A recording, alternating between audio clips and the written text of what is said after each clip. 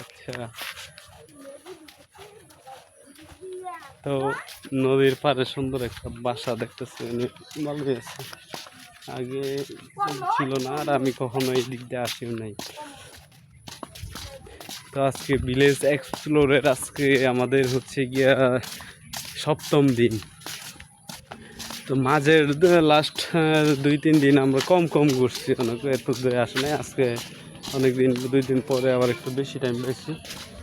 Weather হয় বেশি গরম ছিল বা এরকম সময় বৃষ্টি শুরু হয়ে গেছে। লাস্ট 2-3 দিন এরকম মানে মিলটা ছিল না কোনো কিছু। তো আজকে একটু বেশি টাইম পেয়েছি, তো বেশি ঘুরা হইতেছে। তো আজকে এই জন্য নদী পার হয়ে একদম নতুন একটা গ্রামে, যখন এর আগে কখনো এক্সপ্লোর করা হয় নাই, আমিও একদম ফার্স্ট, আর আপনাদের সাথে ফার্স্ট একটা নতুন, আশা করছি ভালো কিছু ব্লগ হবে।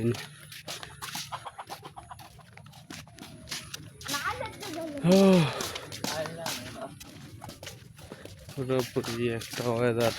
এই যে মনে হয় রানা ইয়ে আগে জঙ্গল আছে, মনে হয় রাস্তা মনে হয় না,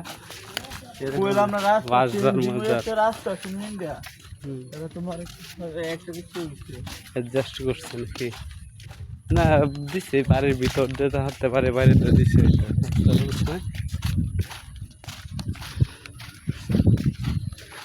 ওই দেখেন রাস্তার অবস্থা, রাস্তার একটা ছোট সব ঘাস, প্রান্ত।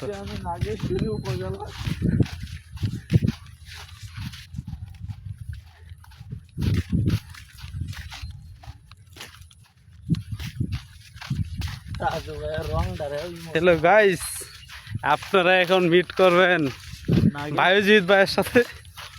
বায়োজিৎ উপজেলার একমাত্র শিশু সন্তান বায়োজিৎ। দর্শকরা হাই বলো বায়োজিৎ, এইদিকে আসো। বায়োজিৎ অনেক টেনশন আছে যে তুমি যে ভাই আমার বারবার ব্লগে নিতেছ, তো এটা যদি আমার আব্বা দেখে তো মায়ের দিব, বুঝছি তোমার আব্বা মারতো কে, আর আব্বা নাকি ফোন ধরতেই দেয় না। আমি তো যখন ভিডিও করি তো দেখি আরো মাইর দিব, তোমারও মাইর দিব নাকি আমারে দিব তোমারও আবার গালাগালি করবো, এটা করতেছে।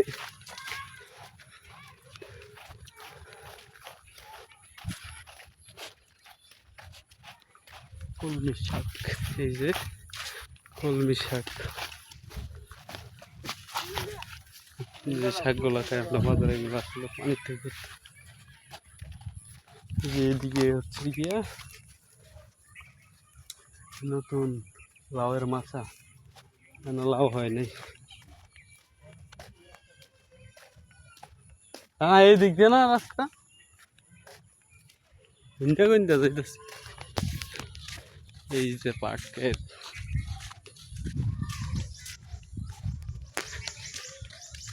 ঠিক আছে আজকে এই পর্যন্তই, ধন্যবাদ।